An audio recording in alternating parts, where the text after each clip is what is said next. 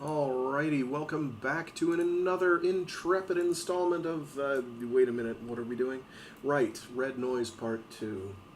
Um, well, Red Noise.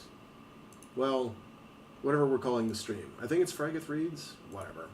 Anyway, Red Noise by John P. Murphy. We're reading more of. Comma Space, it's a book. Period. I'm totally discombobulated. This is off to a bad start. So we've been introduced to the world of Red Noise. We've got a as yet nameless protagonist, possibly with a dark and mysterious past, who enjoys her solitude and has come in out of the cold, running very low on resources, in order to sell her pile of ore so she can get back out there. So she docks with Station 35 and immediately gets shafted pretty much every which way but loose. They pay her barely anything for the ore. They, in fact, make her pay for the assay of said ore. And the bottom line is she's not going to have enough money in order to get back out there and away from people. However, she makes the acquaintance of a bedraggled, drunken sot who seems to be the station master somehow. And, well, he makes her an offer, a bit of a job offer. Which was, as I recall, I'll pay you 100,000 America Bank credits if you kill every last one of those filthy motherfuckers. Which, is about the best offer in town right now, it would seem. I feel like that image is cut off and I might have to edit it. Let me see how badly cut off the image is. I was able to snag a copy of the, it's a bit of a blueprint image, schematic image. No, that looks right. That's fine. And that gives you an idea of the stage, if you will. It doesn't really say how big it is. Exactly. And it doesn't give blueprints of, like, the hotel or the casino, but they are there. And it does give you some idea of how this place is laid out, so you can keep that in mind. Anyway, so the miner then scratches her nose, stares out at the neon flickering galleria. She saw the lights had a pattern if she watched them long enough. Left, right, center, back and forth went the red glow like a dancing flame. Guess I better go introduce myself. And so I believe she is off to meet one John Feeney, who's one of the power structures at Station 35.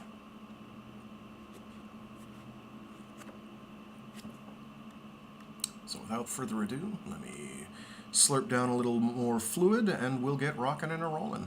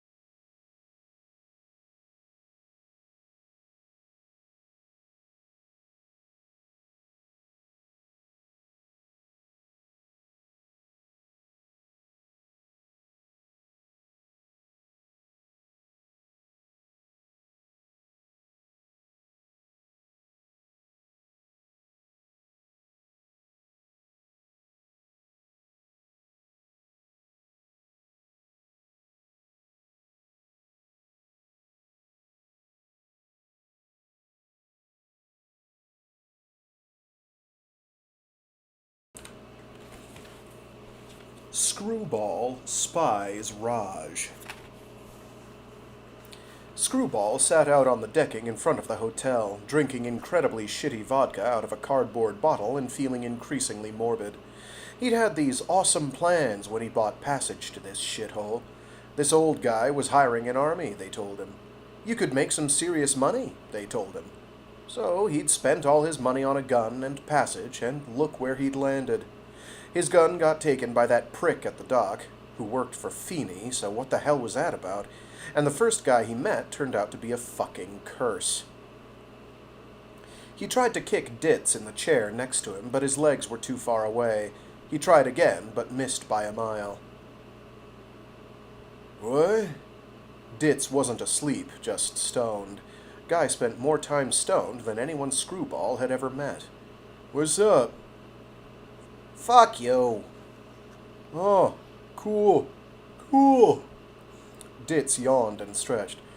Hey, is that Raj? What's he up to? Screwball sat bolt upright in his chair and looked down at the Galleria. Yeah, there was Raj talking to some dipshit in a fez, all smiling and laughing. He couldn't hear their conversation, but it looked like Raj was trying to schmooze the guy, acting like the dude was hilarious or something. Talking to some tourist. He realized something, and his eyes went wide. He grabbed Ditz's arm. Ditz, look at that! It's just him and that kid. He doesn't have any backup. So? So let's go take him. I owe that motherfucker. Whoa, hang on. Screwball got himself out of the chair and crept to the railing, then backed away. Yeah, he hissed. Come on, son of a bitch has it coming. Wait, man, that's Angelica's brother, man. She'll shit a brick. So? Aren't we at war with those assholes? Yeah, but it's not like war. We're not gonna kill him, Screwball said, already creeping toward the stairs. Just rough him up a bit. Save him from owing me a beer, right? Ditz gave him an expression like a dog trying to do calculus. You owe me, Ditz. Come on. They crept inexpertly down the steps across the Galleria from Raj and the kid in the fez, then weaved through the tables to hide by the scrappy-looking potted trees, close enough to hear. Really appreciate your help, Fez was saying. He looked like a teenager wearing fancy, expensive clothes. I'm really glad we ran into you when we got here, and your welcoming committee. Screwball swore again under his breath. If Feeney found out Angelica had landed a rich moron after running him and Ditz off port duty, he'd be livid. No problem, kid, Raj was saying. He had an easy grin and almost looked trustworthy. I'm always up for a bit of adventure, and this comet thing sounds cool. You ready? Raj and the kid turned toward the west spur, which went toward the port. Keeping low and trying to keep Ditz low, Screwball slunk along the line of potted trees in the middle of the big room and on. His quarry seemed to have no idea they were being followed. Overconfident, Screwball thought.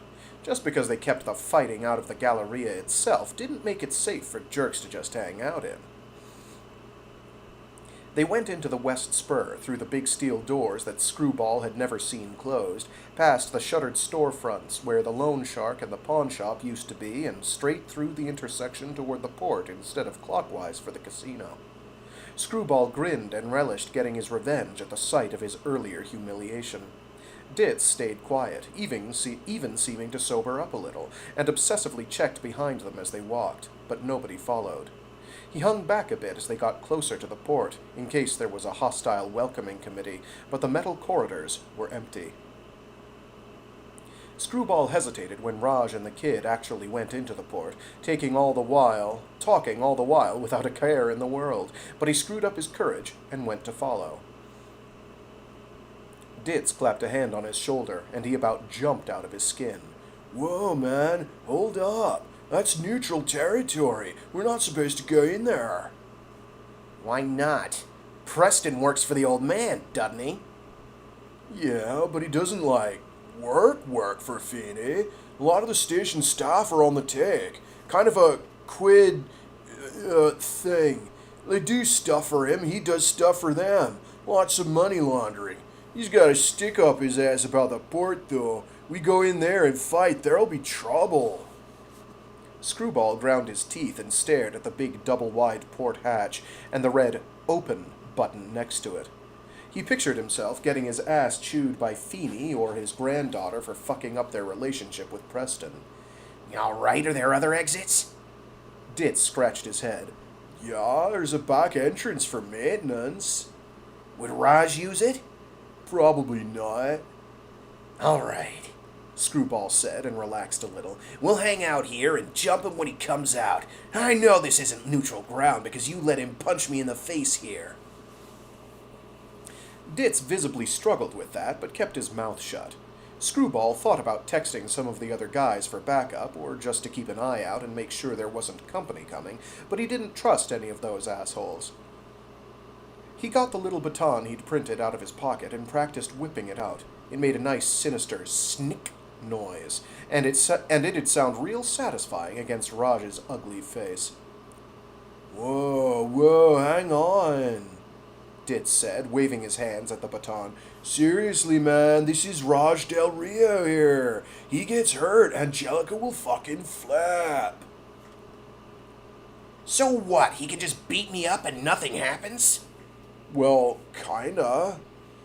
Can he beat you up? The whole damn crew? Can he walk into the hotel lobby and nobody's allowed to touch him? I didn't hear anything about him being untouchable. Did Feeny say he's untouchable and he can just jump me and I can't do shit about it? Ditz's face dropped. He looked tired and miserable. Oh, man, it's just, man, this'll escalate shit. I just want it all to go back to normal. What, Angelica and Feeny best friends again? You want Nuke back, is that it?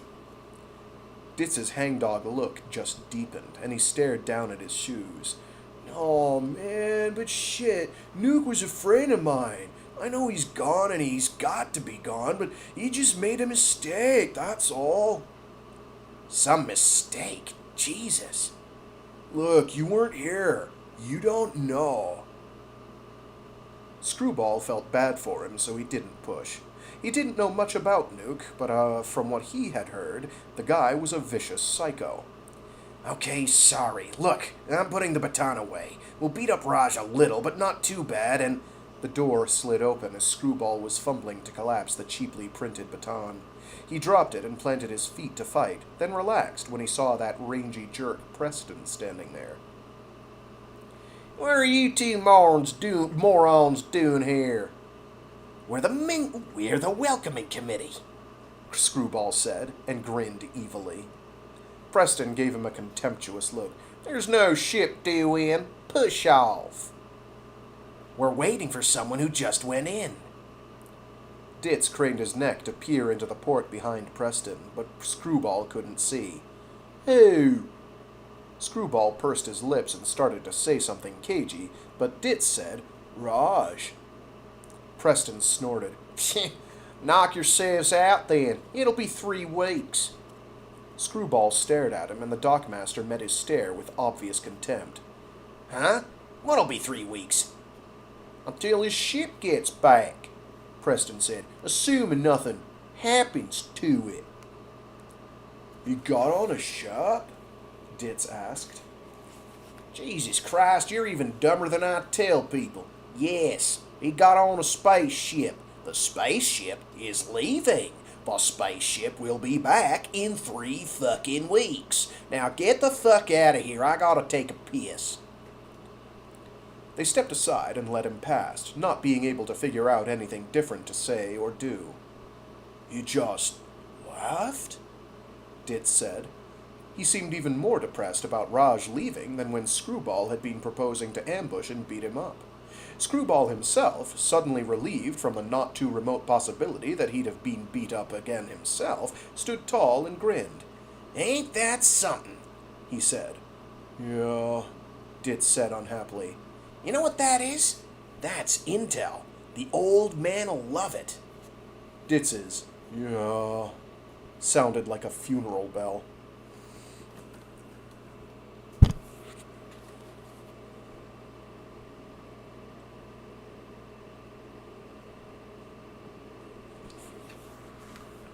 McMasters gets a shot. The miner walked across the galleria to where an unshaven guard sat sleeping in a chair, snoring gently. Taking the direct route from Takata's restaurant meant weaving through the empty tables and stepping over a little cleaning robot as it burbled along looking for something to pick up among the unused furniture. She stood a while with arms folded in front of the snoring guard and looked up into the big window labeled Security and saw nobody behind it. She returned to the tables and picked up half a plastic poker chip from one of them. Examining it carefully, she walked back and flicked it at the sleeping guard, hitting him between the eyes and clattering to the ground to make some robot happy.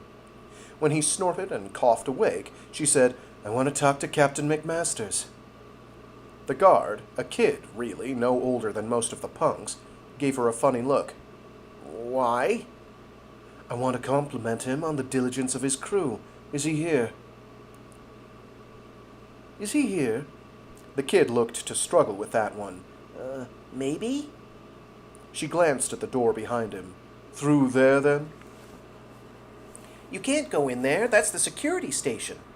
She cocked her head. "Yeah? What'll you do if I go in anyway?" "I'll arrest you, that's what." She waited a bit to see if he'd catch on, but the look of belligerent stupidity didn't waver.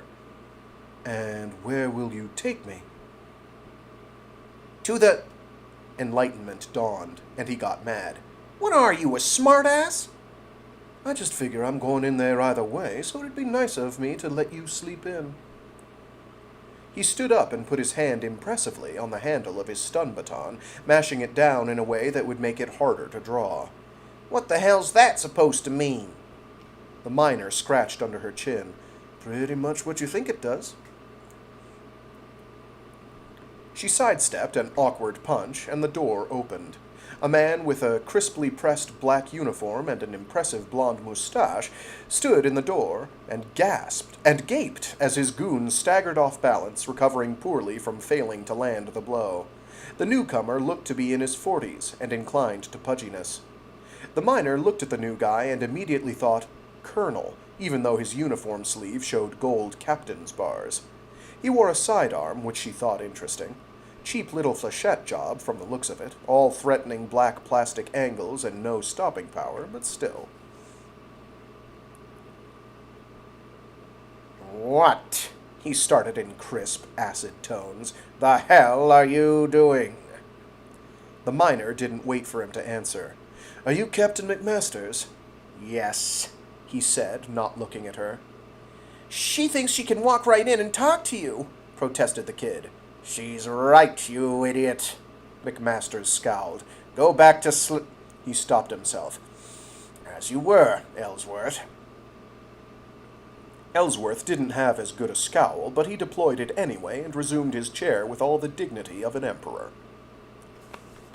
The miner followed McMasters into the dark security station through a small, empty front room with a vacant sergeant's desk and on into the back.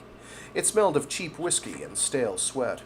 2 more black uniformed guards sat hunched in the back corner, playing some kind of game, but other than that, the place was empty.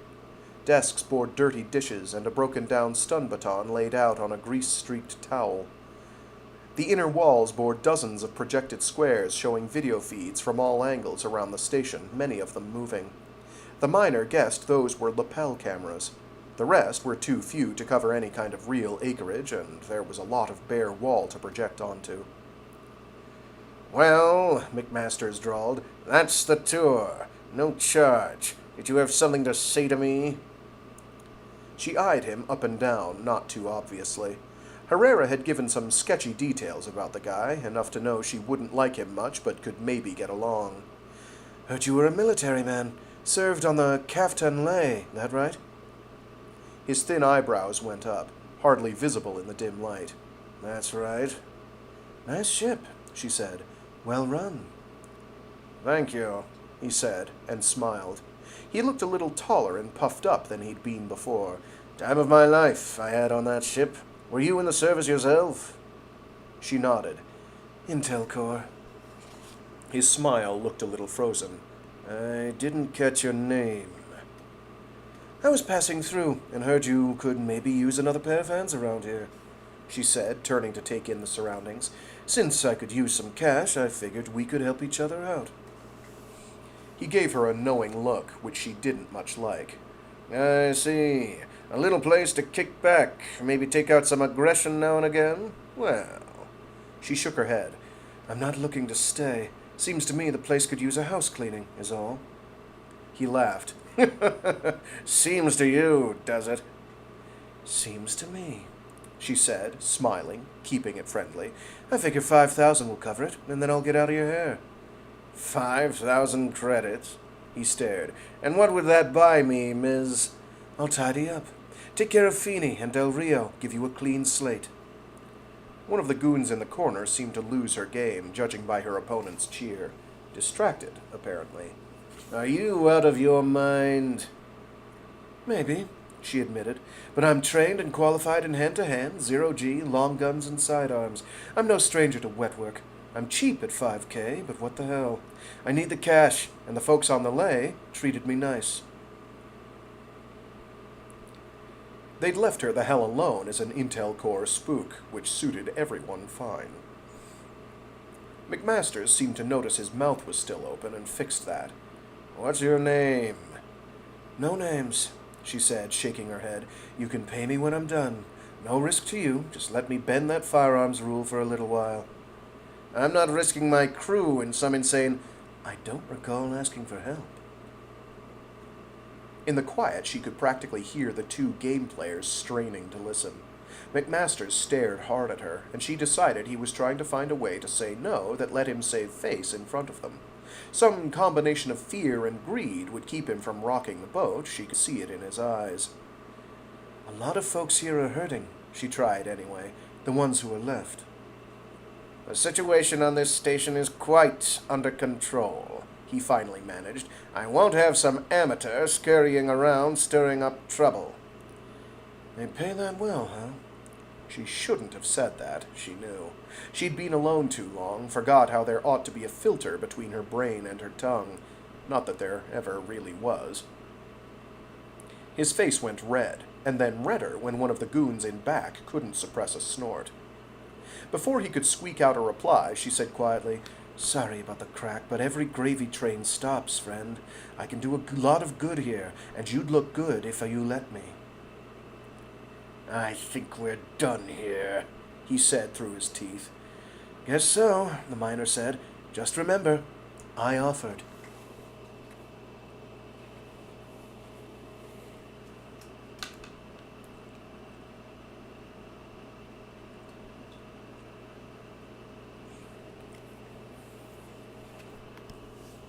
Job application. The entrance to the Hotel Astra was big, all glass retro future with lots of chrome and a subtle blue glow that seemed to come from nowhere and everywhere. Tasteful furniture was laid out in a huge lobby, a luxurious waste of space. Comfortable so that tired travelers would feel welcome, but not so comfortable that they'd loiter and spoil the ambiance. At least, that was the intent once upon a time. The effect was currently entirely spoiled by a series of stains and tears, plus the rough-looking drunk sleeping on the big couch. The carpet had seen better times, too. The miner figured it had either started out crimson and faded under foot travel, or started out white and then been the scene of a large number of improbably well-spaced fights.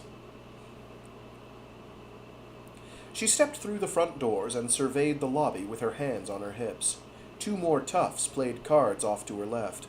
They slowly, stupidly looked up at her.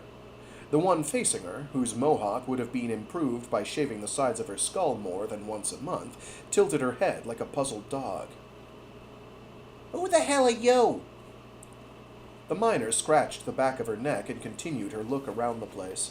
It didn't improve under further scrutiny. She'd never actually seen rats in space, but this would be the place to look. I said... I heard Feeney's hiring. He worth looking for? If you're good, said the other card player, who had a fat lip and a black eye. The miner idly wondered if he'd gotten it from Angelica's gang or from his opponent. I'm good.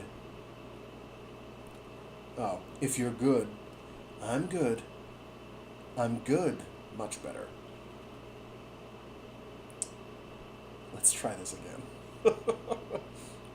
If you're good, said the other card player, who had a fat lip and a black eye. The miner idly wondered if he'd gotten it from Angelica's gang or from his opponent. I'm good. They laughed. You laughing at me? They kept on, but their laughing gained a brittle quality. The miner shrugged. I don't see what's so funny about being good. Maybe you'd like a demonstration. They flinched like she'd threatened them, but instead she turned on her heel and walked slowly out. A hurried conversation, louder for being hushed, took place, and chairs scraped against tile. The miner walked down the sweeping curved stairs to the galleria floor, in no hurry, but not wanting her stumbling followers to get bored or lost. The guard called Ellsworth had left, which was fine by her. Angelica's casino, which used to be Feeney's casino, was named Lady Luck. Big neon-colored dice rolled in the windows and came up 7. Reflected in the mirrored columns out front that held up the walkway above, though only ones decorated like that, the miner could see her 2 followers slow down and exchange nervous looks. A couple of the opposing gang's toughs glanced up lazily in the window, their meerkat routine again. Then they snapped to attention. 4 of them shoved through the doors, looking around at each other and at the miner. They were armed, sort of. The ones on either side had knives out, and one fumbled to put her fingers through brass knuckles. The tallest one, in the middle, carried a big steel rod slung over his shoulder. He ambled to a halt a few feet from the miner and loomed over her, not really looking at her. Through the thicket of metal rings in his lips, he managed to say to the toughs behind her, "The fuck are you doing here? You wanna die or something?" "They're with me," the miner said. The 2 knife-wielders walked around either side of her, keeping their distance the way Rings with the metal rod wasn't. They had it exactly backward, of course, but that didn't stop the jolt of adrenaline. Her elbows and knees felt warm as her implants sensed it and tightened up. "Who the fuck are you?" Rings looked down at her like she was a particularly insignificant bug, and leaned way over so that he loomed more. "So Feeney's Phoebes are helping out old ladies across the street, is it? What do you want, old lady? Trying to get laid? You're too ugly, and even I ain't that broke. What the hell happened to your face?" "They're just helping me find something I lost, that's all. Good Samaritans." She smiled broadly in a friendly, slightly stupid way. She could see in the mirror that her Good Samaritans had backed away and held up various gadgets to record what they probably expected to be her imminent and entertaining demise. In fact, she studied his face. Yep, there it is. Her augments engaged and her arm darted up into the tall tough's face. She snatched at a ring in the center of his lower lip faster than he could react, and she yanked hard as she took a step back. Rings screamed and clutched his hands to his face. The miner looked down at the ring as his companions reacted with shock. "Never mind. Wrong one." Blood pouring down the front of his chin, face contorted with rage, Rings roared and sprang for her.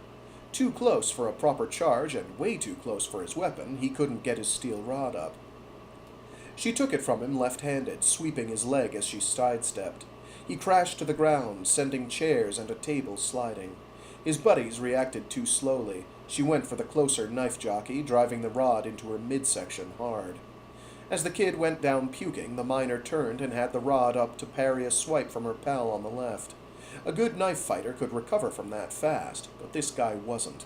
She brought the rod down on his collarbone, and while he was howling, she turned and delivered a quick boot to Rings's ribs. He fell hard, and she stepped neatly out of flailing range. That left her staring down the familiar-looking skinny girl who managed to get her brass knuckles on, and had apparently left Grandma's knife safely at home. She was standing well out of punching range, but easily within getting hit in the face with a steel rod range. A brain cell fired somewhere, and she ran. Rings made it to his feet in time for the miner to whack his right forearm with his own weapon. Then she stepped into him and shoved. He'd tripped over a fallen chair. He tripped over a fallen chair and went hard to the ground in a tangle of cheap furniture and limbs. She looked down at the ring and tossed it onto his heaving chest. "My mistake. Sorry." The rod followed it with a soft thump. Still filming, Feeney's toughs hurried to catch up with her as she walked away from the carnage. Behind her, she could hear the commotion spreading through the casino, but she didn't want to ruin the scene by rushing, and anyway, she could see up ahead that a mangy-looking crowd had spilled out of the Astra. She tried not to glance too obviously at Takata and Herrera standing gobsmacked in the doorway to the bar, and felt a flush of shame. She hadn't killed anybody, but if she were being honest with herself, the fight felt good. Off to her left, there was motion in the security office. The two black-armored game players stood in their doorway looking lost, and after a moment of gawping, they went back inside. McMasters didn't show himself, but she hadn't figured he would. A pale old man had come to the front of the hotel crowd overlooking the Galleria by the time she'd mounted the stairs. He was gaunt but well-tailored in black and red. His slicked black, clean white hair gleamed under the lights, and his hard blue eyes, set deep in their sockets, saw nothing but her. She wasn't even breathing hard, not like the guys behind her filming. "That was fucking awesome," someone said, and the old man put up an indulgent hand to slowly motion for silence, not taking his eyes off her. "Am I to understand that to be a job application?" The miner shrugged. She felt dozens of stares, but didn't take her eyes off him either. "Not my best work. I let them get too close, even if I did need to borrow a weapon. I'd have been better off sticking closer to the pillar to use that as cover." She gave him a lopsided grin. "Look cool, though." "Looks cool," he said thoughtfully. "Why don't you come up and have a drink? Thirsty work, fighting."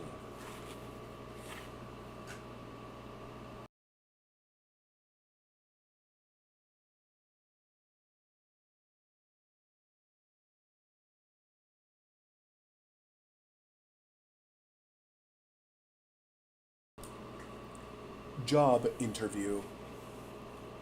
"There are some good fighters," the man who introduced himself as Liam John Feeney said, almost apologetically, as they entered his sumptuously appointed office. Real leather chairs, plush. The big banker's desk was real wood, and the walls were lined with cabinets full of books, or at least the spines of books, and fronted with glass doors. The miner stopped trying to calculate the cost of hauling that out to a backwater station. A big window overlooked the Galleria. They must have been up against the outer hull. This had probably been the commandant's office once upon a time, maybe even the original furnishings. It had sure come down in the world. "Most of them are shite," Feeney continued, "but a few are good. I had one who was really something, but... spilt milk, crying, etc. Whiskey?" He held up a crystal decanter, probably shaped diamond by the way it caught the light. He seemed to be holding it expressly so that it would catch the light that way. "Don't mind if I do," said the miner, and received a glass that fit neatly in her hand. No ice or water was offered or asked for. She sipped and suppressing the burning sensation in her throat. And suppressed past tense. Hello. She sipped and suppressed the burning sensation in her throat. It tasted of smoke and malt, a clean sting. It had been years. Nice stuff. "From home. I bring it out for special occasions." He put it back on the sideboard and pulled another decanter closer to the front. The next drink would be the cheap stuff, apparently. "Is this a special occasion?" "I hope so." He took a longer drink from his own glass, seemed to have to stop himself from draining it. He wasn't a drunk, the miner decided, but he wasn't far from it. "You're strong," he said. "Talented. I need someone like you." "Not so." "Yes, it's so. I've had some setbacks lately, it's no secret. That backstabbing witch Angelica and rat bastard McMasters. I was here before them and I'll be here after them. You hear me? This is my station." His face grew red as he talked, and she wasn't sure if it was the booze or the speech. "I don't come cheap," she said. What do you need me for? Seems pretty quiet around here. I thought there'd be more action. He gave her a sly look. I knew you'd come looking for an opportunity. Preston said you shut him down, not to bother. But I had a feeling you just wanted the lay of the land. He slapped his hand on his chair arm. Well, by damn, I'm just glad you came to me first. I'll pay you 10,000 credits, and I'd like to see that troll squatting in my casino match it. 10,000, she said, swirling the whiskey in her glass and watching it drain to the bottom in little columns. To start, he added, when she'd been quiet too long. That's just the salary, you see. There are benefits. A man like me has lots of resources, not just money. You want to enjoy yourself, I can make sure that happens. He studied her bored expression, and she pretended not to notice. She said, and took a sip from her glass. It was very good stuff. She breathed in over the sip and felt the numbing, smoky sensation roll over her tongue. They'll need a new chief of security when we've pushed McMaster's out, he added. Nice cushy job, that, if you're loyal. I'm not keen on cushy. He slapped his armrest again and made a little fist pump gesture. I like that. By God, I do. You remind me of when I was younger. It's money you want, it's money you'll get. You'll swim in it.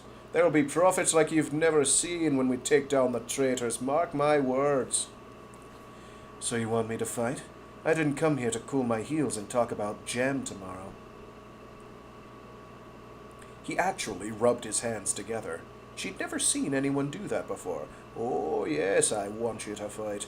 My boys and girls downstairs have heart, but not much skill. Someone like you can rouse them, maybe teach them. Teaching's boring. An open fight sounds better. Well... He stopped rubbing his hands and picked up his whiskey glass for a tiny sip. That's delicate. If we push too hard, McMasters will take the traitor's side. Even with you on board, I can't afford that. We're in a good position. We can be subtle. The miner scratched behind her ear. Subtle sounds boring too. I'd rather bust heads. Oh, plenty of that, I promise you. Little fights, what you did just now, as often as you want to do that. I'll be pleased as punch. McMasters won't give you trouble over it? He waved that away in a grand gesture. I'll handle him. You can't make an omelette without breaking eggs. She pretended to mull it over. She swirled the remaining whiskey in the glass, enjoying the sharp, earthy aroma that stung her nose. The 10,000's up front, of course. His face went wooden, and he struggled visibly to smile before he succeeded. Yes, of course. You won't see the traitor pay up front, by the way. She wagged her head back and forth like listening to music. All right. Feeney slapped his thigh hard. Splendid! Fantastic! His enthusiasm dampened when she pushed her bank chip across the desk to him, but he took it in stride. He pulled from the top drawer a pad clad in brass and black leather, and did a double take when he saw what came up. Ha! He said, then repeated it. Ha! Cagey to the end, eh? Well, from one Mick to another, I like it. What do I call you, anyhow? She lazily scanned the titles on the shelf and didn't bother to hide it. Jane works. He smirked. Austin or Air? Suit yourself. He handed back the bank chip, holding it carefully like it contained the money he'd just transferred. Marked, Services to be rendered. She put the chip in her pocket. So who all works for you here? Whose heads shouldn't I bash? Well, stay away from the company rep, of course. She's expensive enough as it is, and she can cause more harm than I care to think about if she got bloody-minded about it. She's not even on the station much these days anymore, just orbiting in her yacht. Mr. Shine's neutral. He said the word like it was painful. Mr. Shine's neutral. The miner perked up at that name, but he just continued on, and I'd prefer him that way than teaming up with that witch. Most of the station employees are hiding under his petticoats, so leave them be. The dockmaster's mine, though. That's Preston, you met him. And Gordonson, the ore boyer, he's mine. The miner looked up. Gordonson? Really? Oh, you've met him too, eh? That's right. They said you showed up with a ship full of ore. You didn't drive too hard a bargain, I hope. The miner forced herself to laugh. Nah, the miner I stole it from might have objected to the price I got, but he's in no position to complain. Feeney joined her in another laugh, and she didn't punch him. Instead, she leaned forward with her best worried expression. No, the thing is, one of those kids I taught a lesson to just now, the one with the brass knuckles, I recognized her. She was hanging out in Gordonson's office. I don't mean to criticize. If you let him do business with Angelica, that's your call. It just seems strange to me. Feeney's face went hard. You sure about that? The miner was all surprise and fluster. Seeing the kid, you mean? Yeah. She was playing with a switchblade, though, not knuckles. That was her, he said curtly. He struck the chair arm with his fist and swore. Whip, she's called. My grandson used to walk out with her. It's her grandmother's blade. He cursed again under his breath, then hit the armrest twice more, his face getting bright red, even showing red on his scalp beneath his thinning white hair. The miner gave him a thoughtful look. How fast does word get around here? Fast. You think he knows you've hired me yet? She continued on without waiting for a response. Only I could go back and suss him out. Pretend I'm threatening to rat him out to you. See what he does. If he's on the level, he'll just throw me out, right? Feeney started nodding before she'd finished talking. Do it. Go see him. If he's dirty, then by God, I want to know it. The miner tossed back the rest of the whiskey and coughed. It had been too long since she'd been a serious drinker. She couldn't do that anymore. She grimaced and slammed the glass down onto the big wooden banker's desk. Her voice came out husky. Consider it done.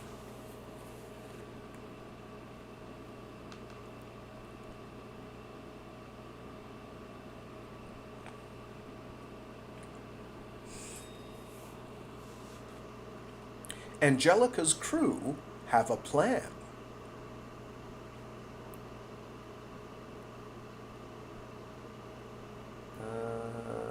Give me one sec here. We're gonna grab them and we're gonna kick their asses. That's what the plan is. Carter was still pissed off, as he'd repeatedly told everyone in the casino until Bex was ready to strangle him. That crazy chick who joined Feeney had broken his collarbone, and his attempts to make his sling look badass with black faux leather and metal studs and a skull imprint all mostly just made it look stupid, which pissed him off even more. Bex was sick of listening to him whine, and anyway, she'd got hurt too. She had this giant bruise on her stomach where that chick had hit her, so that it hurt to stand up or sit down. But Raj was off doing God knows what, and Angelica was sulking in her office overlooking the casino floor after yelling at them. So in Carter's tiny little brain, he figured that that meant he was kind of in charge. That's not a plan, Whip retorted, playing with her new brass knuckles by twirling them on her pinky. She sat cross-legged on her stool in front of one of the working slot machines. That's just a goal, right? The plan's how you make the goal happen. She'd been embarrassed to not have gotten beat up with Chucky, Carter, and Bex, as well she should have been, cutting and running like that. So Bex figured all this I'm so smart shit was just bravado, to keep them from ragging on her. Carter glared at her and she rolled her eyes. We'll play it by ear, Carter said, jutting his chin like it substituted for an actual argument. Whip rolled her eyes again on cue. What about you, Chucky? Are you in on this play it by ear and magically kick their asses plan? Chucky took the ice pack away from his swollen bottom lip and its ugly new black stitches with the ends sticking out like cactus spines. I'm good, he said, his voice thick and hard to understand. He didn't look at them when he talked, just kept staring out the front windows into the Galleria. I got my own plan. He didn't elaborate, just got up and left by the back. The others silently watched him weave through the short rows of slot machines and the roulette tables covered in junk. Jesus, fuck, that had to hurt, Bex said, craning her head around the machines to make sure he couldn't hear. She just fucking ripped it out, man. That's why we gotta get revenge, Carter said, warming again to his favorite topic. We let Feeney's Phoebes roll us like that, they're gonna think they can do whenever... What?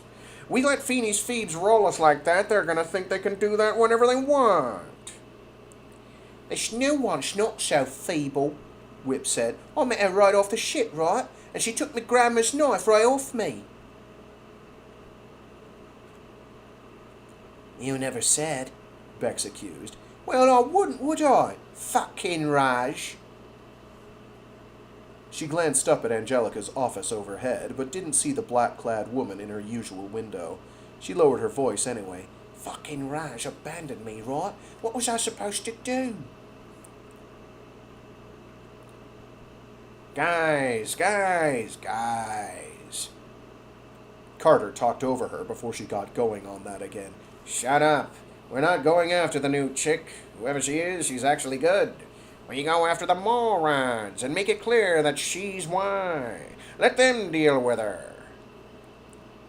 Silence descended on the three of them, leaving only the faint binging and whirring of the slot machines. Bex and Whip looked thoughtful.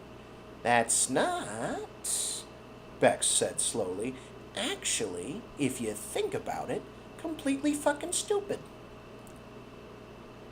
Gee, Carter started to say when he was cut off. No, it isn't stupid. All three of them jumped at the sound of Angelica's voice. Whip cursed herself for being surprised. This was a casino, after all, and casinos were always rigged for surveillance. Just be careful, Angelica continued. Big Masters is already angry at the old man for that little display, and I would like him to stay angry. At the old man. Use the back passages. Stay away from Mr. Shine. Yes, ma'am, they said together. Have fun. And Whip, dear, my brother did not abandon you. If you can't be trusted to do a job alone, just say so.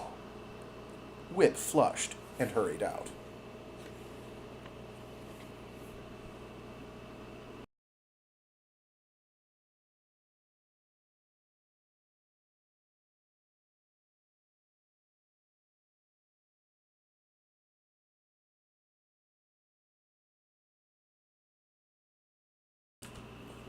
Porcupine.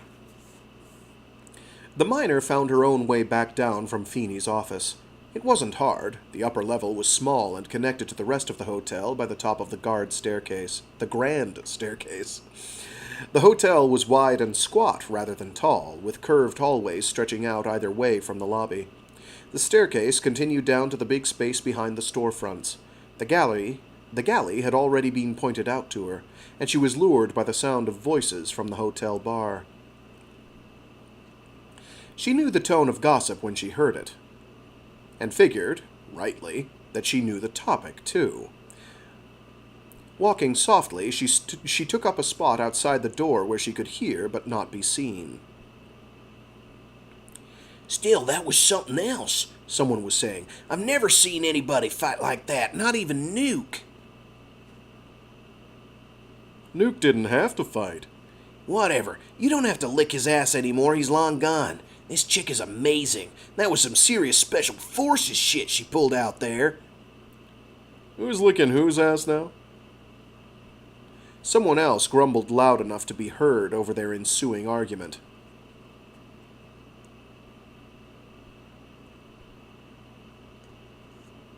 You asked me, she should have killed them.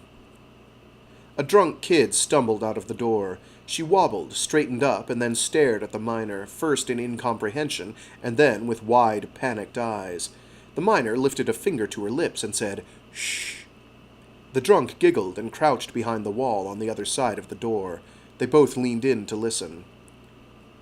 And those scars, said a female voice, dripping scorn. What's up with those? It's gross. She looks like she was fucking tortured or something, said a male voice. She looks like she went down on a porcupine. The drunk went wide-eyed again and gave the miner a panicked look. Then she mashed her finger to her own lips and lurched away down the hall toward the galley. The miner herself chose that moment to make her entrance, enjoying the abrupt halt in laughter and the flustered looks and hurried attempts to seem to be talking and laughing about anything but her. The 8 or so hired toughs filling the tiny bar looked rangy and stringy instead of lean and hungry. Most of the faces were adorned with tattoos, spikes, rings, or gene mods, all mostly the work of lesser artists, though the mod behind the spiral horns on the guy in the back must have had some talent. Dozens of weapons littered tables, bar, and belts, outnumbering the toughs. Knives, mostly, some tasers, and stun batons. A couple rods and pipes, some with printed heads to make maces. A few more interesting weapons, like the cutlass-looking thing on the bar, or the pair of metal nunchucks nestled in cloth loops on that guy's belt. The miner had yet to see anyone successfully use nunchucks to hurt anyone but themselves, and she didn't expect that weedy-looking bruised punk to break her streak. She talked to nobody in particular, and they stared into glasses of pale liquor, but the hush that descended on the room made it clear they were listening. "This one's a bullet wound," she said, pointing to the faint groove dug into the side of her right cheek where the cheekbone wasn't as prominent as on the other side. "Incendiary round. Hurt like a son of a bitch. This one's where my lower jaw was broken in 6 places and replaced pretty much whole." She brushed her fingers against the left side, still not looking at anyone, just out into space, like she was reminiscing out loud. Her hand went up to her left temple. "These are from buckshot, which got the eye, too." She made the iris dilate and contract. "These were a flamethrower accident," she said, flexing her left hand so that it was obvious that the pinky and ring fingers didn't move much. She moved her right hand back up to her face and pointed with the middle finger at a spot on her left cheekbone, aimed at a trio of beet red faces.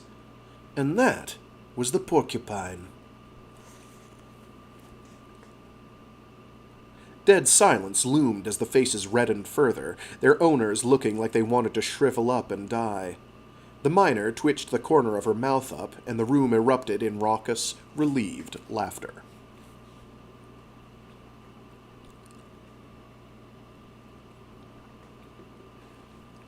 Supplies. The miner strolled back to the dock, taking the rear exit from the hotel. The back passage looked about the same as the one she'd taken before, but with more random trash and a stronger urine smell. She nodded politely to the dockmaster sitting staring at something in his shack, even if she hadn't guessed what he was so absorbed by. Oh, that's a semicolon. Hello. She nodded politely to the dockmaster sitting staring at something in his shack. Even if she hadn't guessed what he was so absorbed by, the fact he leapt from his chair and stood at a ridiculous semblance of attention clued her in that he'd gained a newfound respect for her. "Afternoon," she said nonchalantly. "Thanks for the tip." When he looked at C for a moment, she added, "Feeney, looking for people. Thanks. It turned out all right for me." "Oh, yeah. Any time, ma'am." Ma'am. Wasn't that something? She turned to go, but he cleared his throat. He glanced down at his hands. Just thought you should know. Mr. Feeney asked me to make sure the docking clamps were nice and tight on your ship. Make sure your, property doesn't get damaged if there's a gravity glitch or something." It was bullshit, and she could tell by his goldfish expression that he knew it was bullshit that put him between a rock and a hard place. She looked at him just long enough to unnerve, before nodding a half-inch. "Obliged, I'm sure," she said. The dockmaster couldn't seem to smile without smirking, but he looked to be trying his best. The miner strolled onto the berth holding her ship and opened the station side of the airlock. Ship's side stayed closed. "Hey, ship," she said, standing right in front of the camera. "It's me. Open up." There was a slight pause, just enough to make her frown. "Aye, boss. Welcome home." The inside hatch opened for her, and she closed it afterward. It took her a moment to readjust to the higher gravity on her ship. Waste of energy, but it helped her keep in shape. She took the steps up to the main deck at a sprint, passing the strapped down and covered mining equipment that she probably wouldn't get back to using for a while. That's a period, not a comma. She took the steps up to the main deck at a sprint, passing the strapped-down and covered mining equipment that she probably wouldn't get back to using for a while. She stopped and looked, considering her options for ad hoc weapons, but decided she didn't want them to know that she really was a miner. Too much incentive to wreck her equipment or cause other kinds of trouble if things went south. "Ship, let me know the moment the docking clamps are released." "Got it, boss." "Ship," she bit her lip, "what do you think about all this?" "I think you're full of shit, boss." The miner laughed. That was a canned response to the question, "What do you think?" one of 8 she'd pre-programmed. She could ask again and get a different answer, but that defeated the purpose. Anyway, she had a sneaking suspicion that the ship put its digital finger on the scales somehow, that the answers weren't as random as they could be. For one thing, she hadn't heard, "I think it's brilliant, boss," in a long time. She went to the printer terminal and with a few key presses brought up a menu with a few secret options, stuff from the old days. After some consideration, she set it to printing some surveillance gear. Nothing fancy, she didn't have a lot of time, or, for that matter, a lot of raw materials for electronics. While she waited, she went up to the plant room and got started setting up the watering rig. She didn't want to have to come back here too regularly, in case someone got the bright idea to set up an ambush. Unpredictability and orchid care rarely went hand in hand. Tiny drip tubes were run already, but had to be purged of air and checked for kinks and blockages so that she wouldn't come back to find dead flowers, or worse, a dead bonsai. The spiky pink Dendrobium caraula.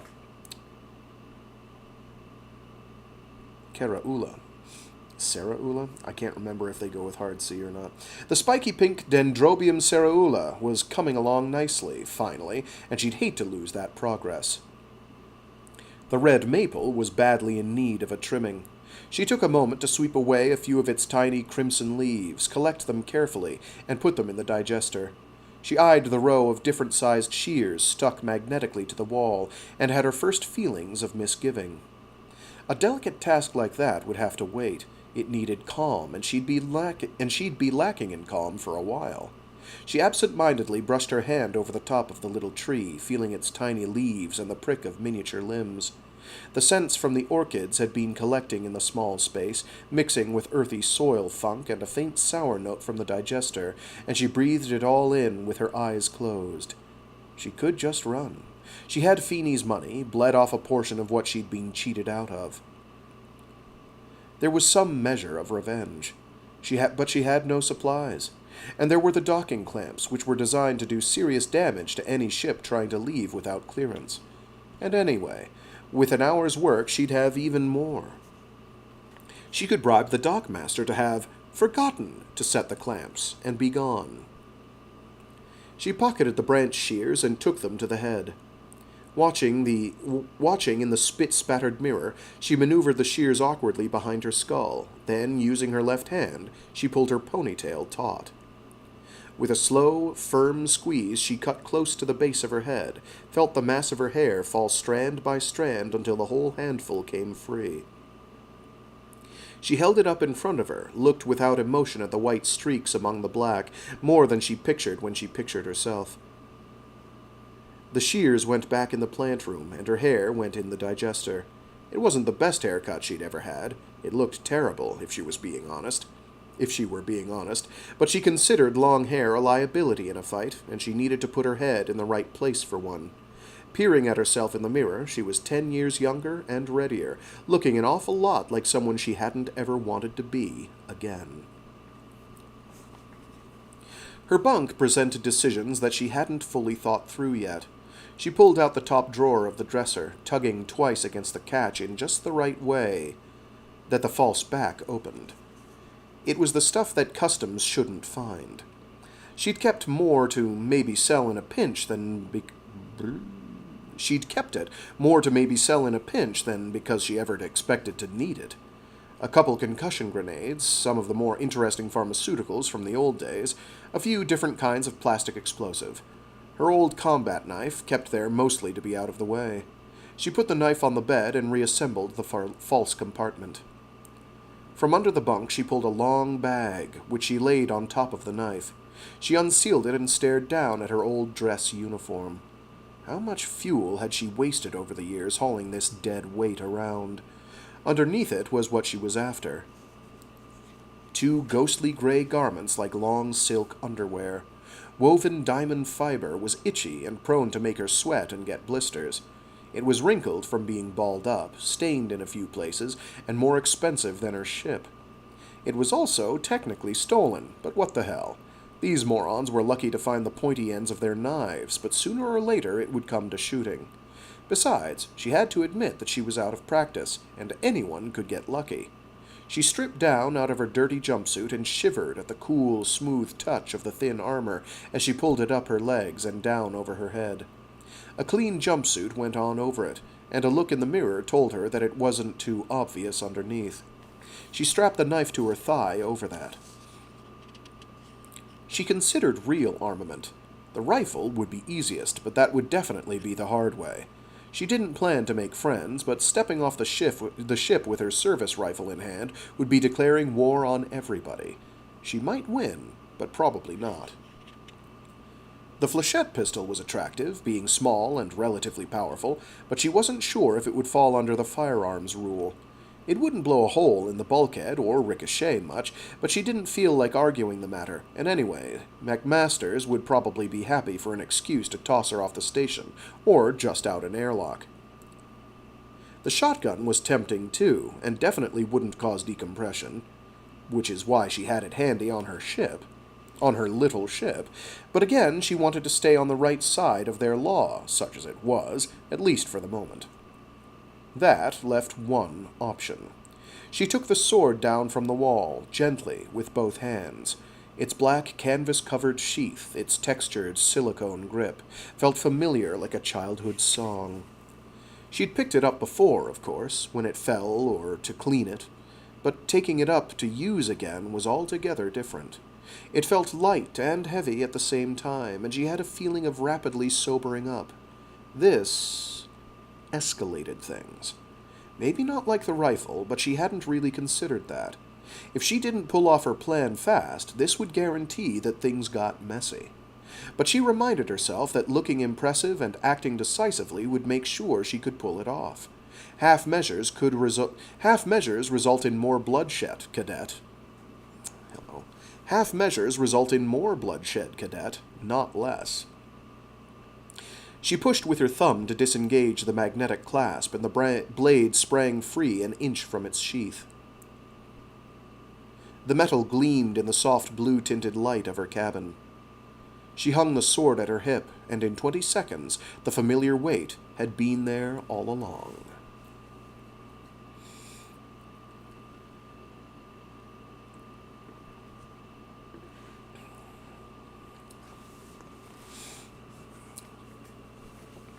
Killing rings. Oi! The miner froze in mid-stride when the hoarse voice came from behind her. She had her hand on her sword hilt before even thinking about it, pulling gently against the clasp. She recognized him by the bandage on his lip where she'd pulled the ring out. He'd ditched the steel bar in favor of a heavy fire axe, and held it like he'd swung it before. The edge and the spike both had shiny streaks where they'd been sharpened recently.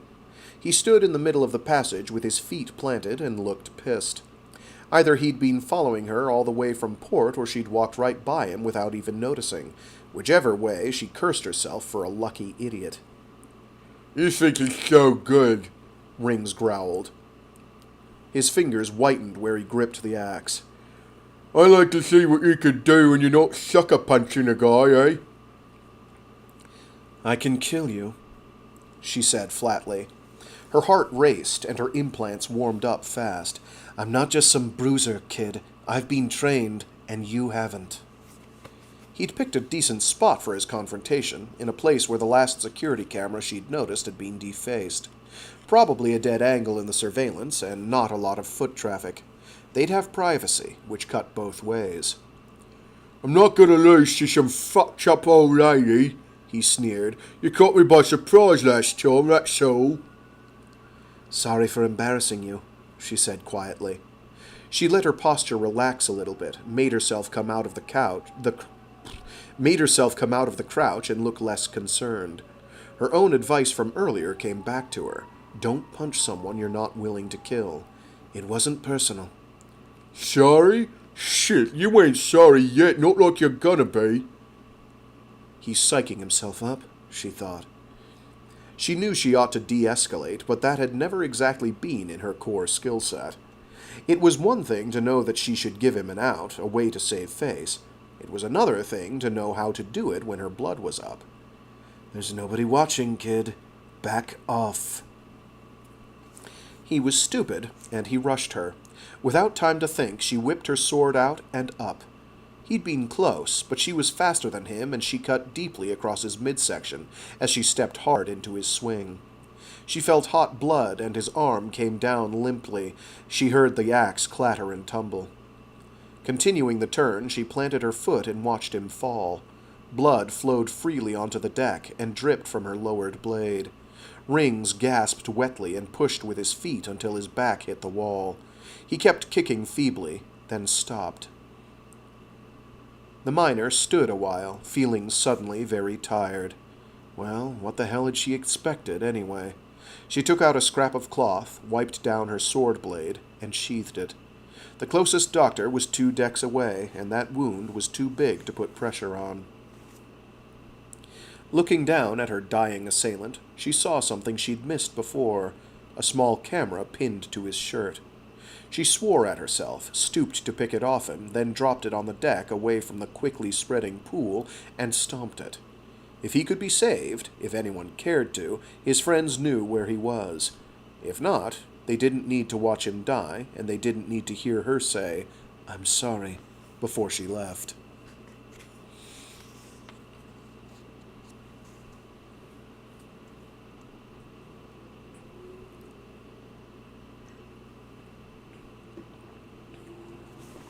Getting even. The 2 goons in the buyer's outer office sprang to their feet when the miner came in the door. They stared at the sword on her belt and the spattered blood on her face and clothes. Her mood hadn't been improved by the fight, nor by the time she'd spent in bitter self-recriminations. "Relax," she said. They declined to relax. "Mr. Feeney sent me to have a little chat with our friend in there. I need to talk to him alone. Check with the old man if you need to, but don't breathe a word to Gordonson."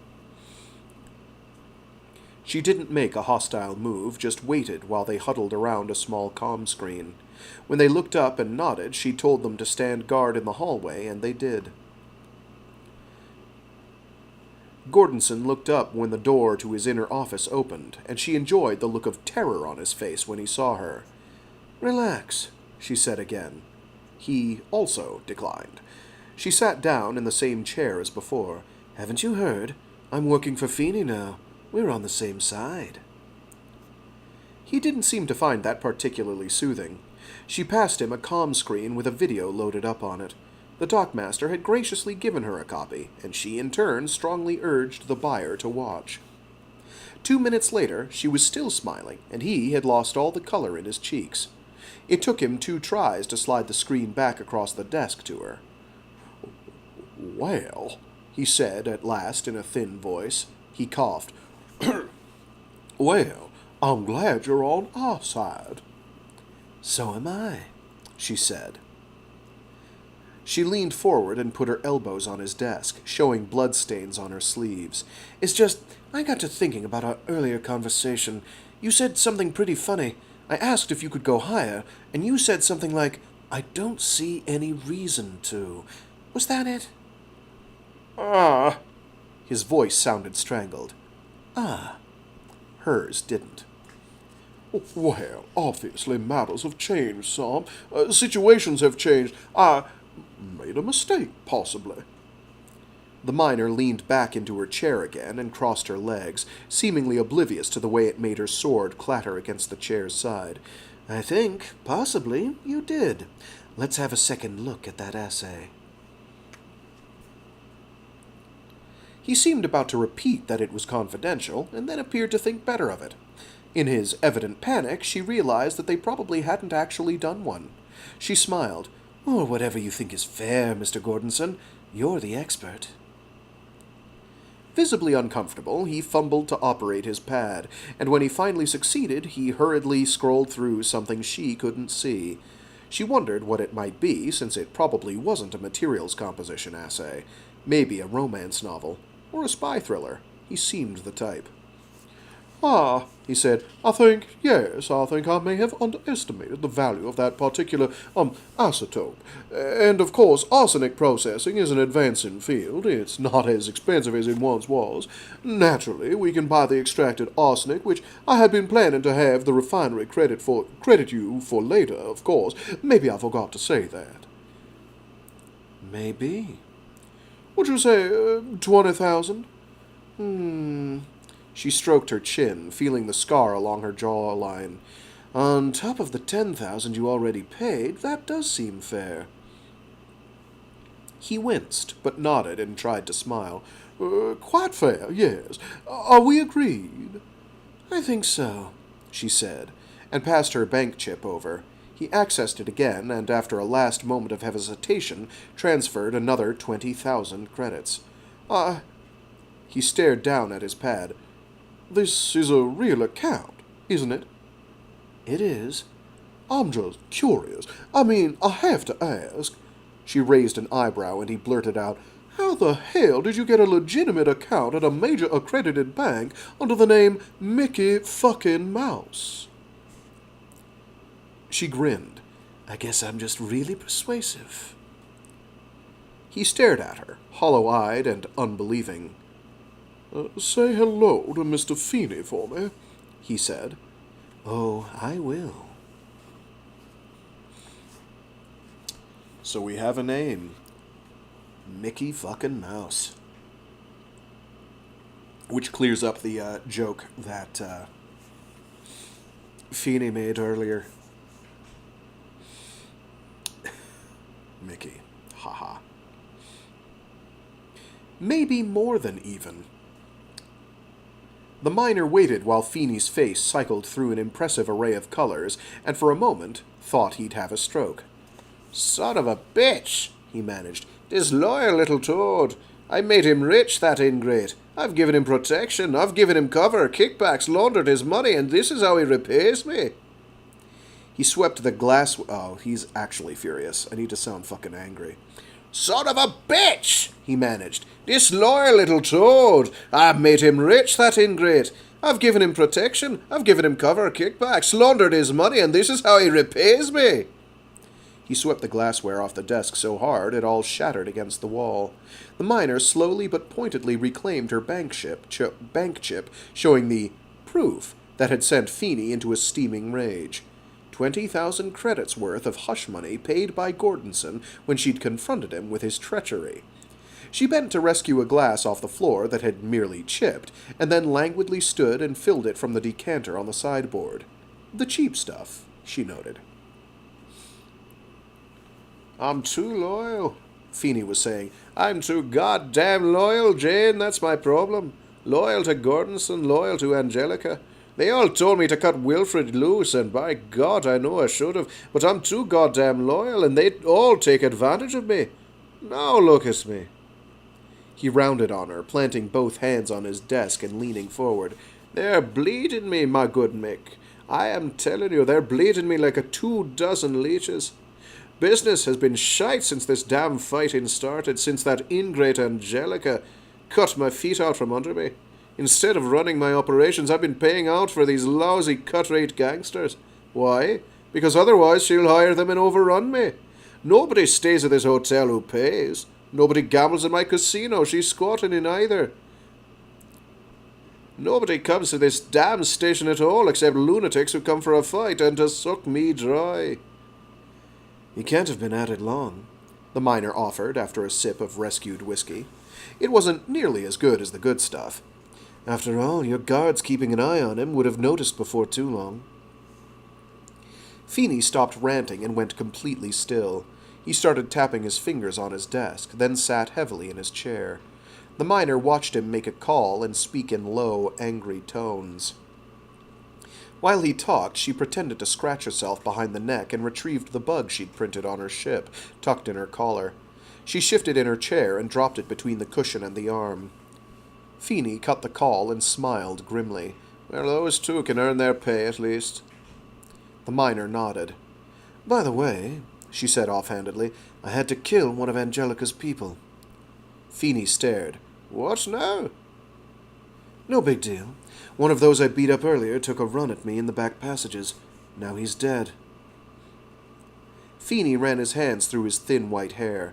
Well, these things happen, he said, seemingly more to himself than to her, as long as nobody saw it. I'm pretty sure he was streaming video when he attacked me, the miner interrupted. Probably got the whole thing. Don't know if anyone was watching. He flushed, and she got a glimpse of a very ugly expression before he mastered himself. Still red in the face, he gave her a strained smile. You do work fast, Jane. I have to hand you that. You do work fast. Is there a problem? I didn't think you'd mind me breaking some eggs. No, he protested. Not at all. Only, maybe you'd better lie low for a little while. She took that as a dismissal and stood. He'd just suffered a couple of blows. He'd paid her out a lot of money and lost a major asset, and if his situation was as precarious as she hoped, he was teetering. McMaster's going to be a problem over this? He waved it away, but he wasn't very convincing. He's my problem, not yours. That was definitely a dismissal, and she took it gladly. Getting Feeney teetering was one thing, but the question was whether she'd strengthened Angelica. She considered that on the walk down from Feeney's office, around the bend and down the stairs. There was a commotion in the lobby, cries of pain and anger. She strolled down the steps, hand resting lazily on her sword, watching as two of Feeney's gang were carried in by 5 of their fellows. They were dumped onto the couches, leaving smears of blood down the back cushions. They weren't dead. They were swearing loudly enough that she could be sure of that, even through the mashed noses, blackened eyes, and broken limbs. Ambushed. A young woman covered in spikes came up to the miner from behind. Coming back from checking up on the old man's interests down below, and some of the witch's crew jumped them. Anybody killed? Nah, this is revenge for what you did. She really did have a lot of spikes. Through her ears, implanted around her neck, stubby little ones in a line along her cheekbones with tattoo swirls, exploring them like raked lines in a Zen garden. The miner wondered how she slept without shredding the pillow. They need to get their eyes checked to mistake those kids for me. That earned a snort from Spikes. They don't have the guts to go after you. That's so. She nodded at the miner's sword. You know how to use that thing? Yup. You ever killed anybody? The miner glanced sideways at her, but couldn't read anything but idle curiosity. Some. How come? She shrugged. You can't like everybody. Huh. That earned her a long side-eye. You know, we got it pretty good here. Place is a dump, but it'd be better without the fighting, but it is what it is. Just don't go psycho on 'em, and they'll return the favor.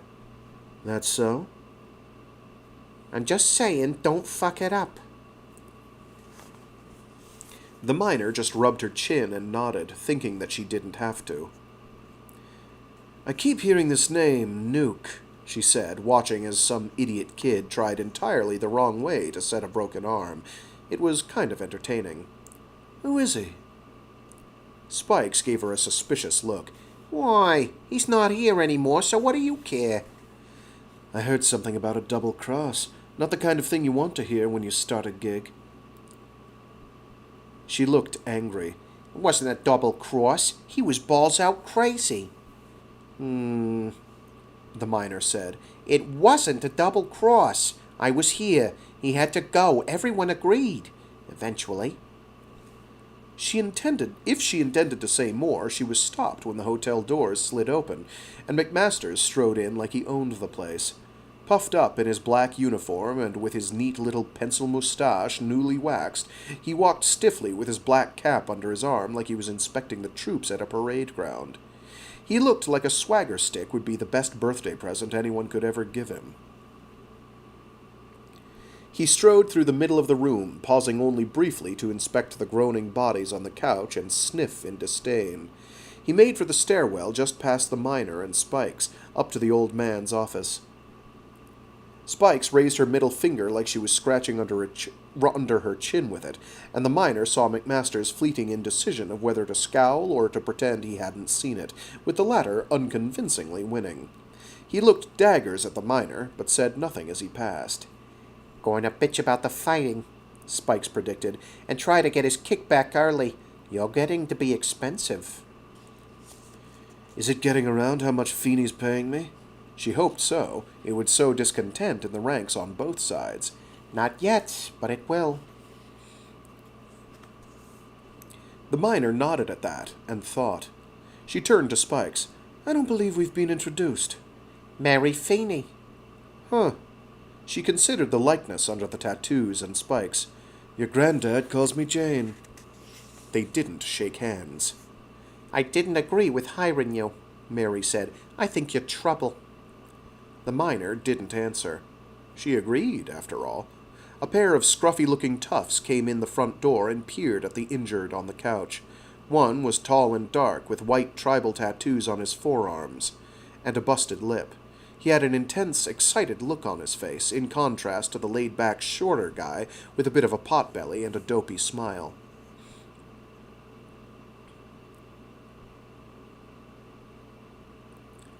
"Excuse me," Mary said, and went down to join them.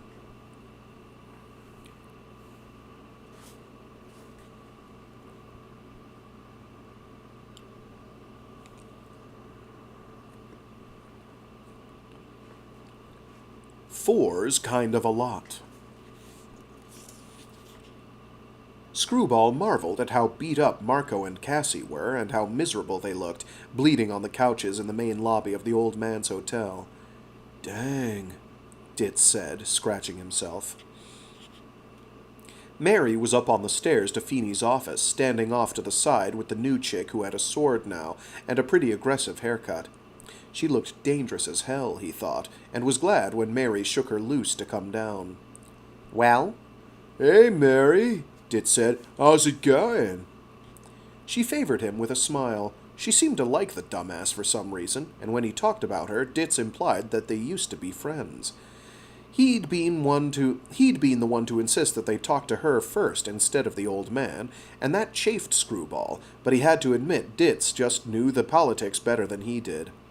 So they'd hid out for a little while until she came back from whatever she'd been doing down in the lower decks. "Could be better," Mary said. "What did you want to talk about?"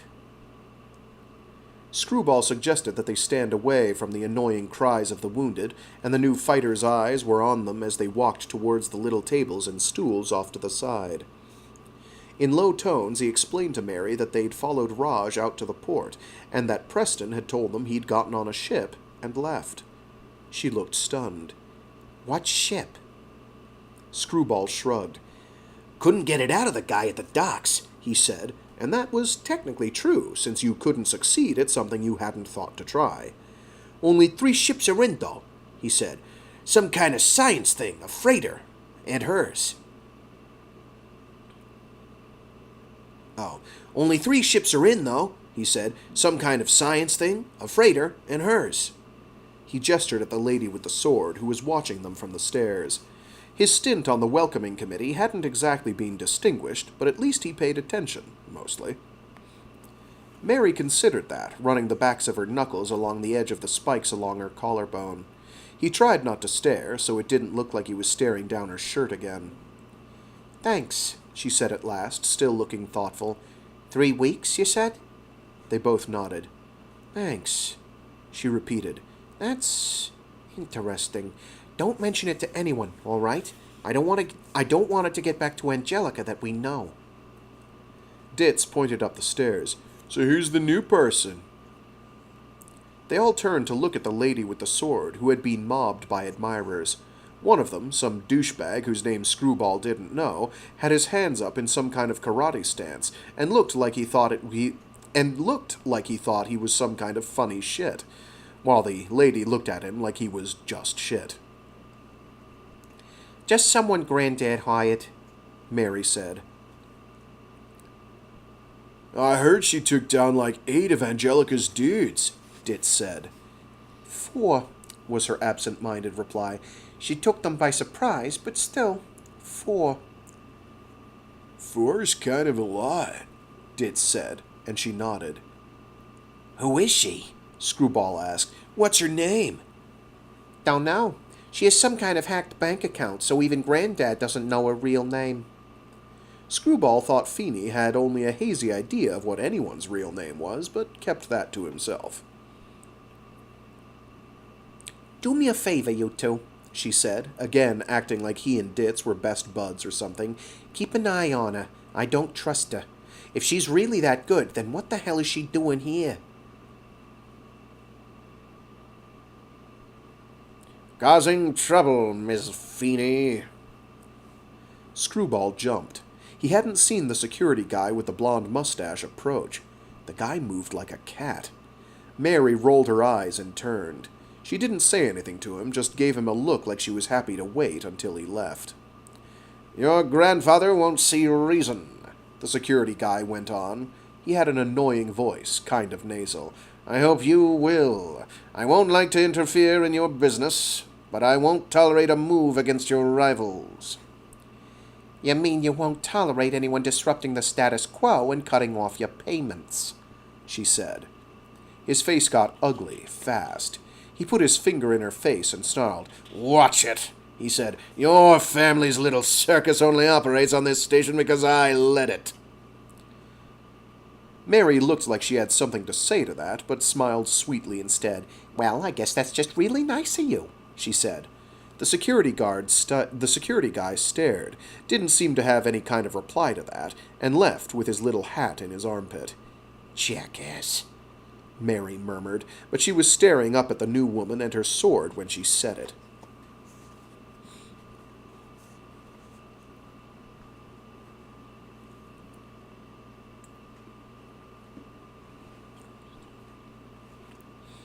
Listening in.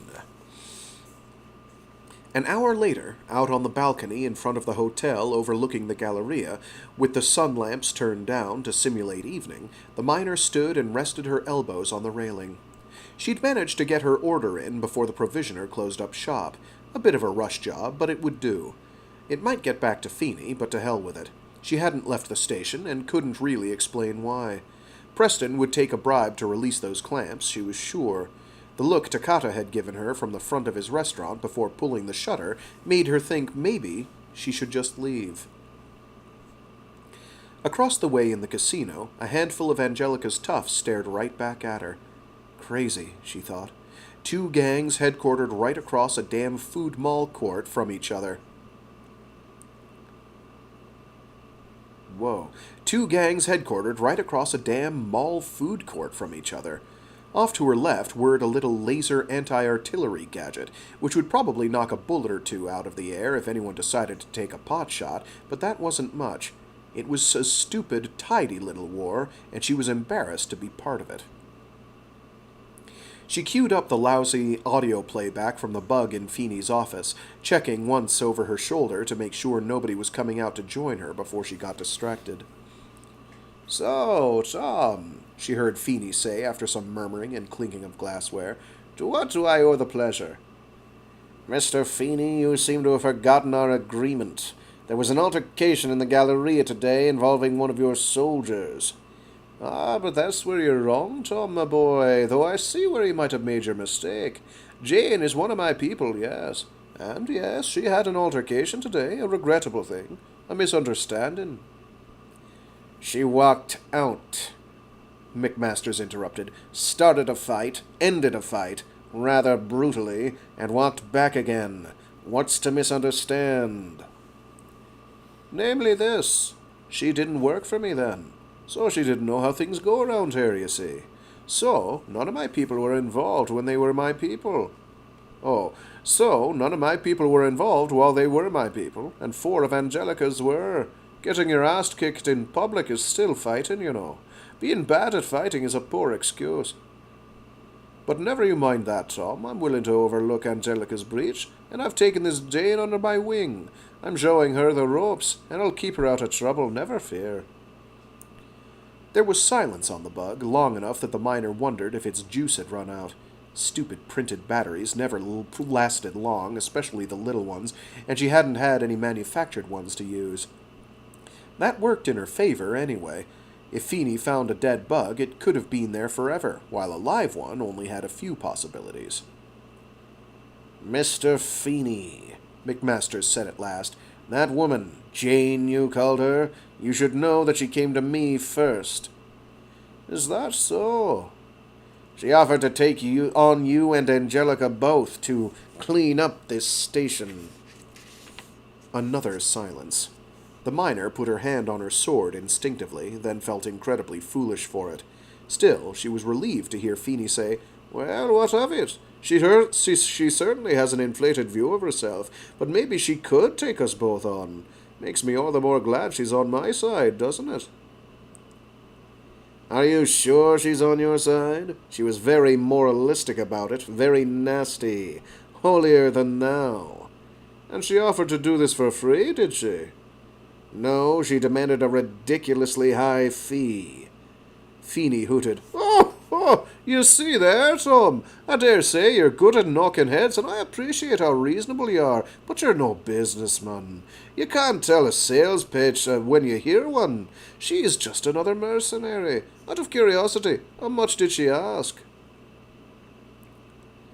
"Mr. Feeney, I don't think you're taking me seriously. I'm not joking." "I know, Tom, I know, and I appreciate the warning. You know as well as I do that I've had to learn to cut my losses when it comes to troublemakers. For Christ's sakes, I cut loose my own grandson, Tom. Don't you think I've gone soft now?" "See that you don't.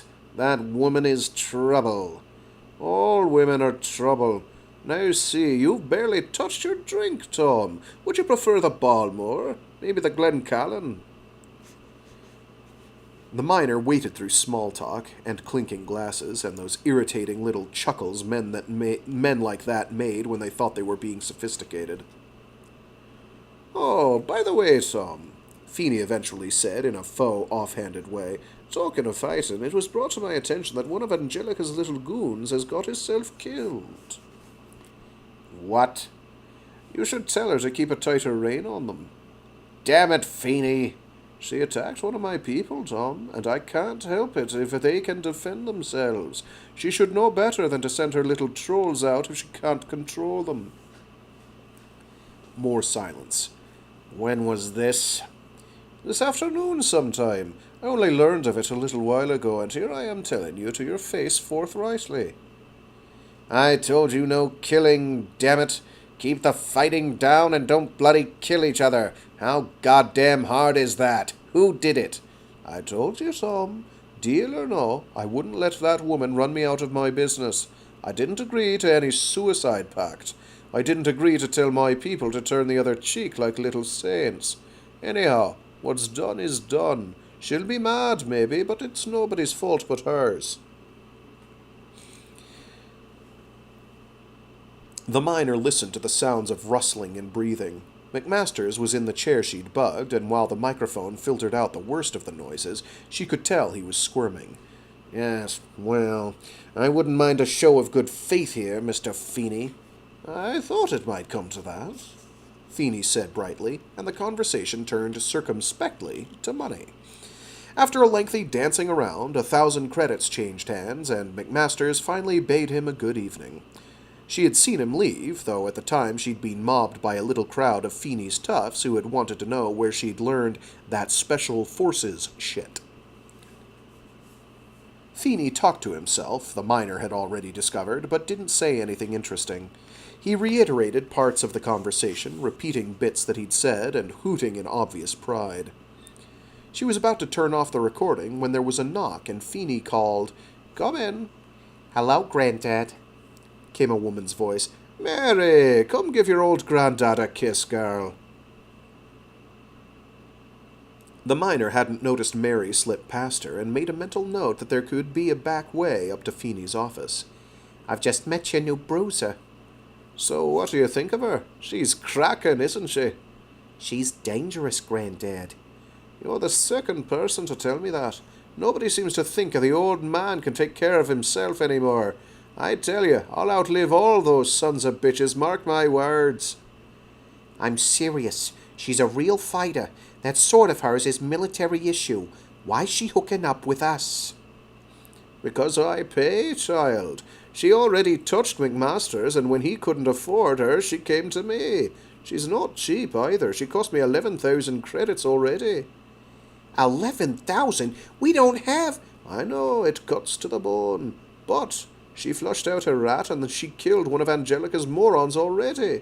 That's her first day. Killed? When? Just this afternoon. And let me tell you, was McMaster steamed. He hooted. This isn't funny, Granddad. Who did she kill? I haven't the faintest. Raj has gone missing. Has he now? The merriment went out of his voice. Ditz and his buddy think he got on a ship and left. What if they're wrong? Then we'll finally have that fight with Angelica I've been wanting. And if McMasters teams up with her? You worry too much. Tom's a wimp. When things get tight, I'll deal with him. And don't you worry, I'll deal with his Jane woman too. I don't intend to finally knock down Angelica just to replace her with someone twice as dangerous. She's got a ship I could sell off, make back that 10,000 plus a tidy profit.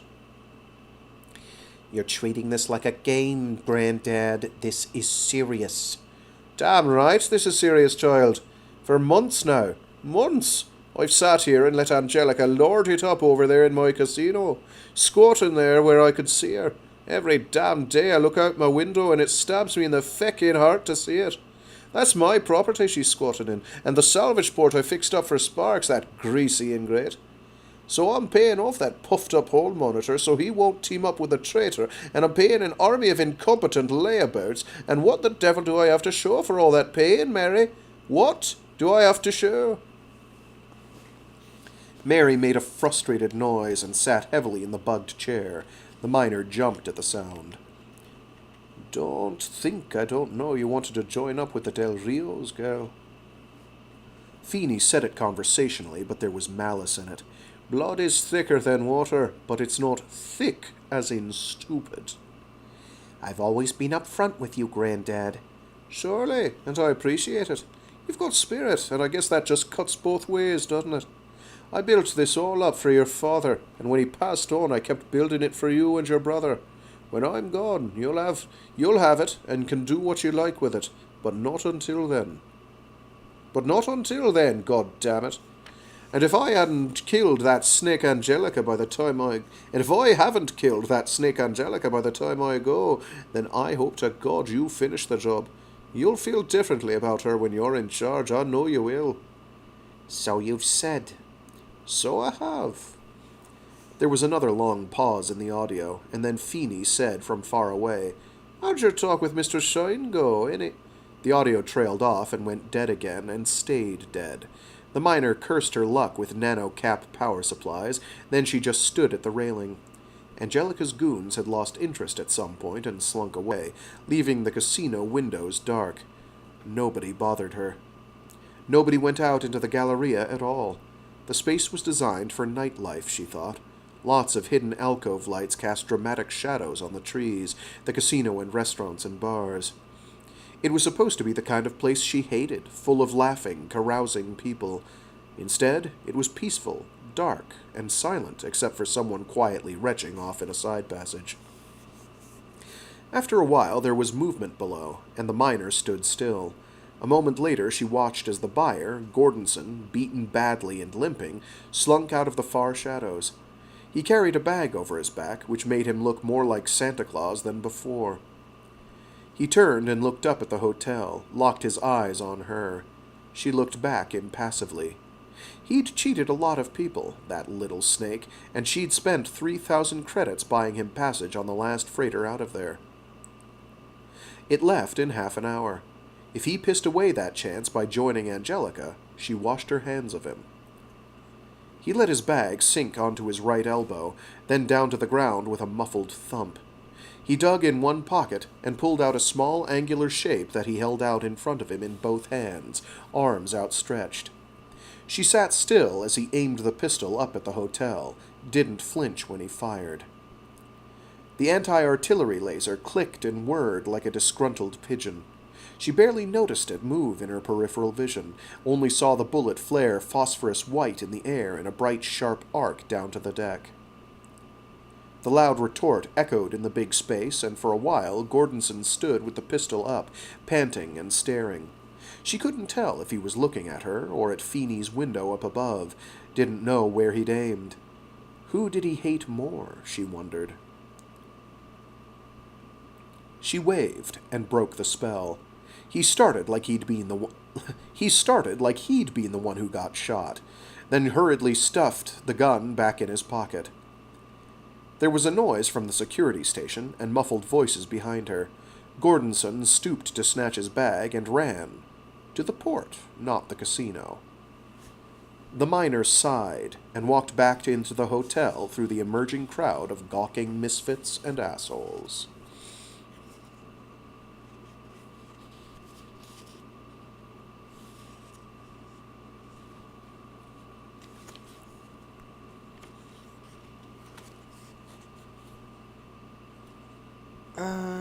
This next chapter is super short. We'll just do this one real quick.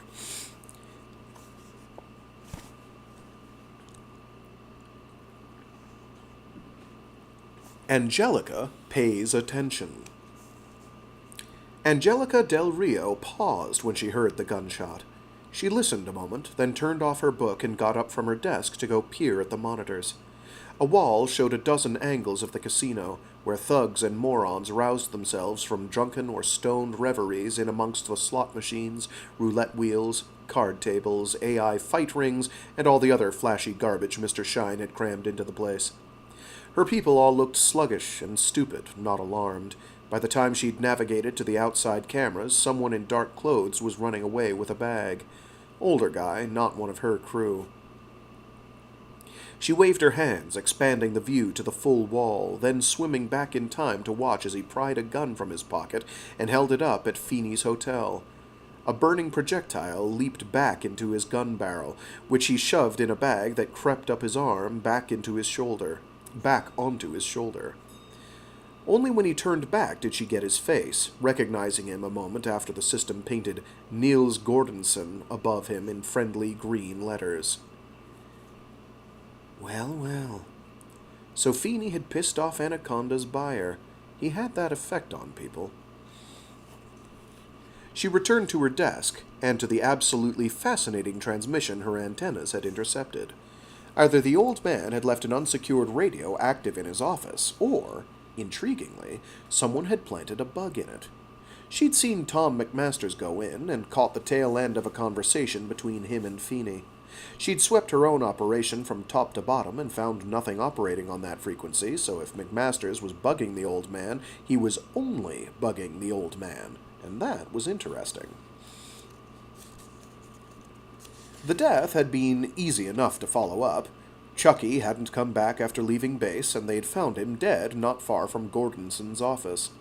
The cleaning robots had been at him, and had left a smear of blood down 2 corridors where they'd jammed him ineffectually in a too small trash chute. She dug up Chucky's video log, which she then locked down. Most of it consisted of his dubious sexual exploits, fistfights with Feeney's people, and his use of little improvised explosives to blow up trinkets he stole from the locals. In one of them, he'd balanced a little cleaning robot on a bucket, and he and his unfilmed buddies had guffawed at its distress beeps before they chortled out a "guilty" verdict for something and blew it up. Chucky had been that kind of man, and had been useful to have around. The last video, the reason she'd locked down the log, chilled her. Angelica steepled her fingers and watched again. The woman on the video was nothing much to look at. Average height, badly cropped black hair with white streaks, a face that looked like she'd stuck it in a running engine. That sword, though, and the knife strapped to her gray jumpsuited thigh, those were something to look at, something military if she made her guess. Whose military she couldn't say, and didn't really care. Anaconda had hired ex-Mill before, the wonderfully, pompously feckless Thomas R. McMasters. But then, who knew what Feeney might be doing with his dwindling pile of credits? She ran it through again, watched the woman draw her sword with nearly inhuman speed. Angelica had priced out second-hand combat implants once, and only once. Whoever this woman was, she, or her patrons, had money. The sword whipped toward the camera's field of view and disappeared. The view went dark, then light again, but with a red film over the picture. Angelica pushed her chair back from her desk and exhaled the breath she hadn't noticed herself holding. She'd seen death, though not very much until the trouble with Wilfred "Nuke" Feeney started, but this felt like a gut punch in a way that even the fights she'd been in hadn't. Those had been adrenaline-fueled and followed by relieved joking and bragging among the survivors. This was private, almost an execution. She saved a selection from it, editing out the woman's half-hearted attempts to de-escalate. Back off? Chucky? Not likely. That was nothing that McMasters needed to see, if and when Angelica saw fit to share it with him. He was mollified now, fat with Feeney's cash, but sooner or later the old man would piss him off again, and this would be a useful bit of ammunition. The wall still showed the paused views from the Galleria. The swordswoman stood frozen on the balcony in front of the old man's hotel, one hand up in a lazy wave. The system's green text above her read, "Unknown." And that is where we will call it.